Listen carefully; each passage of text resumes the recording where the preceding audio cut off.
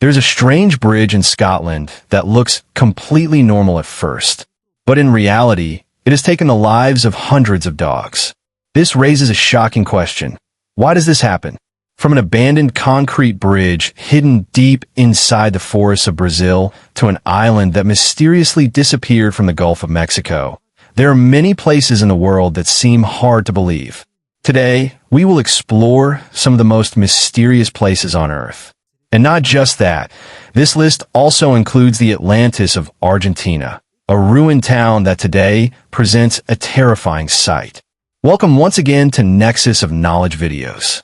You may have seen many old bridges before, but in the Scottish town of Dumbarton, there's a 130-year-old bridge called Overtown Bridge that is full of mysteries. This bridge was mainly built to provide access to a large mansion known as Overtown House. At first glance, the bridge looks just like any other ordinary bridge, with nothing unusual about it. However, there's one disturbing thing that makes this bridge very different from all others.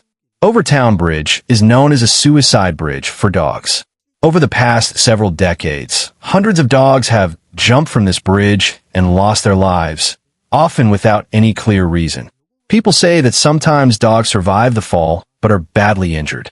Some reports even claim that injured dogs later return to the bridge and jump again, ending their lives. Different reports mention different numbers of dogs that have died at this bridge. But one fact remains the same. No other animal jumps from Overtown Bridge, only dogs. Because of these strange incidents, many theories have developed around this place. According to some people, especially followers of Celtic pagan beliefs, the bridge is considered a place that exists between heaven and earth. Some people believe that these incidents are caused by the ghost of a widow who once lived in the nearby mansion. This spirit is known as the White Lady of Overtown.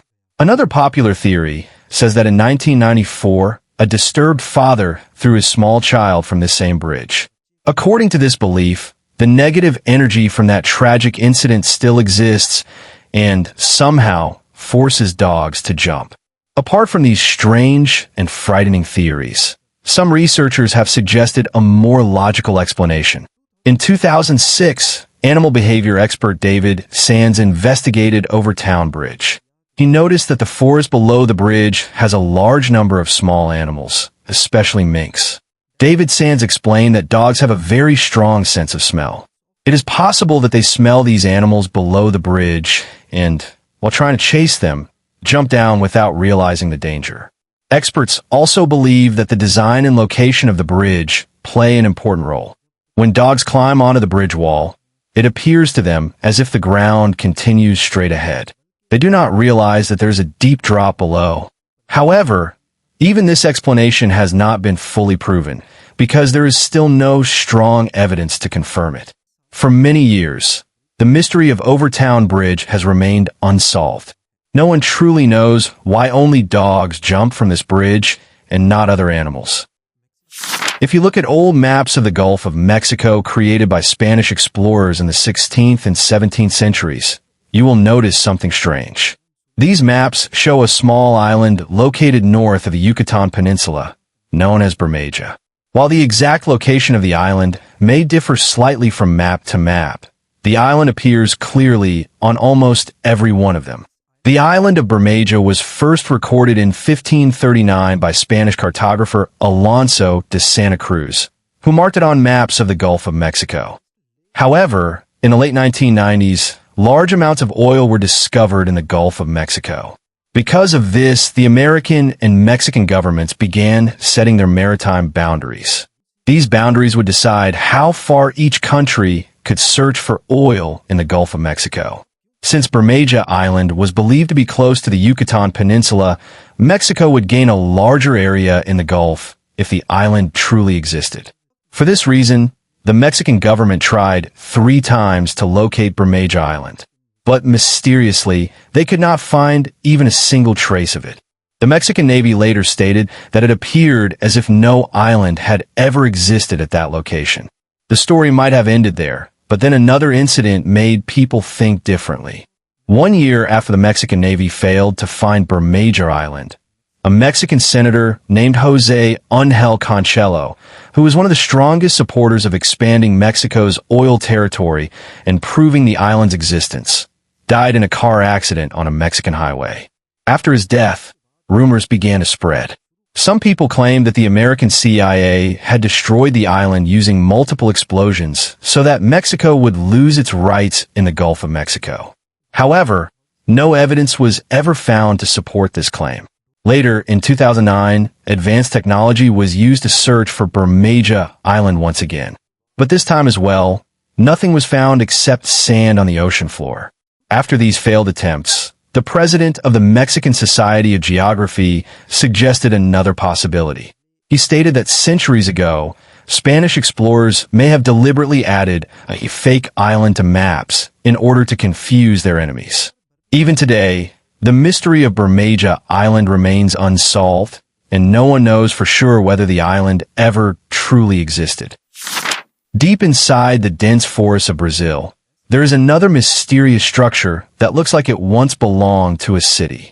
This massive concrete structure is more than 130 feet high and over 1,000 feet long. It has tunnels, walls, and a huge concrete foundation that is slowly being taken over by the jungle. From a distance, it looks as if someone picked up a part of a city and dropped it in the middle of the South American rainforest without any purpose. The presence of such a structure in the jungle creates a strange and mysterious atmosphere. In reality, this structure is about 50 years old. In Brazil, the BR-101 highway is a very famous and long road, stretching more than 3,000 miles. Construction of this highway began in 1950.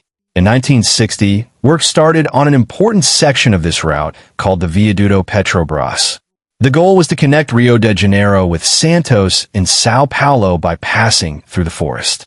After 16 years of hard work, this section was almost complete. But at that time, Brazil faced a serious economic crisis. The situation became so bad that the government no longer had enough money to connect the Viaduto Petrobras to the BR-101 highway. At the last moment, the plans were changed. Instead, BR-101 was connected to another coastal highway, and the Viaduto Petrobras was left unfinished. Since then, the jungle has slowly taken over the structure. Today, this abandoned concrete giant stands hidden in the forest and has become nothing more than a strange and mysterious attraction for tourists. In the 1920s, about 400 miles away from Buenos Aires, Argentina, there was a small tourist village called Villa Epicuén. This village was located next to Lake Epicuén, which was a salt lake. The lake was very famous because people believed that bathing in its water could cure skin and bone diseases. Because of this, the place quickly became a popular weekend getaway for wealthy people in Argentina. The village had a railway station and a population of around 1,500 people. At its peak in 1970, Villa Epicuén could host up to 5,000 visitors at the same time. Due to its growing popularity, a lot of money was invested in the village. Many hotels were built so that tourists could stay overnight comfortably. However, it seems that not enough attention was given to the dam that separated the village from the salt lake. Eventually, what people feared came true. On November 10th, 1985, a powerful storm caused the dam to break. Over the next 2 weeks, water continuously flooded the village. In the end, all residents were forced to leave Villa Epicuén. Within a few days, the situation became so severe that the entire village and its houses were submerged under nearly 30 feet of water. For 25 years, the village remained underwater. Then, in 2009, when the water finally began to recede, the remains of the village created a terrifying sight. From above, the original streets and houses where 1,500 people once lived can still be clearly seen. Wild bushes, rusted buildings, and broken structures make the village look like a ghost town. Today, Villa Epicuén attracts photographers and tourists from around the world who visit to see the haunting ruins of this once famous village. A white layer of salt now covers the ruins, giving the place an even more frightening and haunting look. One of the most interesting facts about Villa Epicuén is that after remaining underwater for 25 years, When the water finally receded in 2009, an 81-year-old man named Pablo Novak decided to return and live in his broken and damaged home. Out of the 1,500 residents who once lived in the town, Pablo Novak was the only one who came back. As the sole resident of Villa Epicuan, Pablo was named the town's cultural ambassador in 2020. Sadly, in January 2024, Pablo passed away at the age of 93. With his death, Villa Epicuan once again became completely uninhabited.